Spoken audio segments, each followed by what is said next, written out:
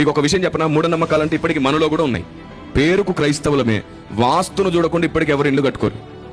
ఎంత పెద్ద నమ్మకం తెలుసా?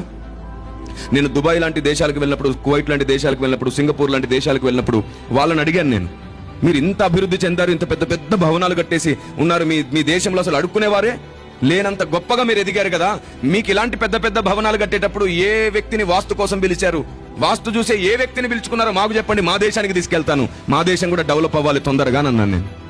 అప్పుడు వాళ్ళు అన్నారు, వాస్తులేంటి, మేము వాస్తులు బీస్తులు నమ్ముకోలేదు, మేము వాస్తవాలు నమ్ముకొని బతుకుతున్నాం అన్నారు వాళ్ళు.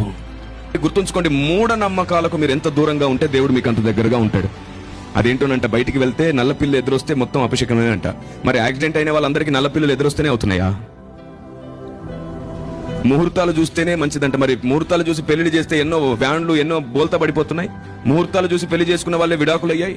ముహూర్తాలు చూసుకున్న వాళ్ళే భర్తలు చనిపోయారు, భార్యలు చనిపోయారు. మంచి టైం చూస్తే ఏమవ్వకూడదుగా. అన్ని మూఢనమ్మకాలే. నీ మంచి మనస్సాక్షితో నడిస్తే నష్టమైన, కష్టమైన, అన్యాయమైన నీ వల్ల ఎప్పుడు వెలుగు వ్యాపిస్తుంది, జ్ఞానం వ్యాపిస్తుంది, మంచితనం వ్యాపిస్తుంది. దేవుని ప్రజ మర్చిపోవద్దు, చివరి దినాల్లో బ్రతుకుతున్నాం. ఏది దేవుని ఆలోచనో, ఏది మంచిదో, ఏది చెడో తెలుసుకోండి. పేరుకు క్రైస్తవుడై ఉండి ఇప్పటికీ వాస్తు చూడకుండా గృహాలు కట్టుకోరు. లేదు, వాస్తులో లేదు జ్ఞానం.